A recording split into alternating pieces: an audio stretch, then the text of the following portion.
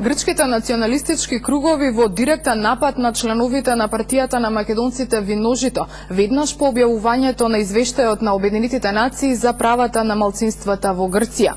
Во фотографија, објавена од страна на радикалните националисти која кружи на интернет, се гледаат членовите на Виножито на средба со независниот експерт Геј Макдугал во кафеана во Воденско.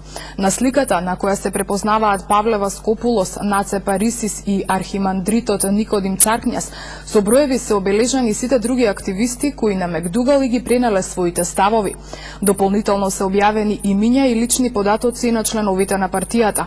Фотографијата, за која веројатно е направена од тајните служби на Грција, е поставена на интернет портали под контрола на милитантната организација Хриси Авги, финансирана од војното разузнување.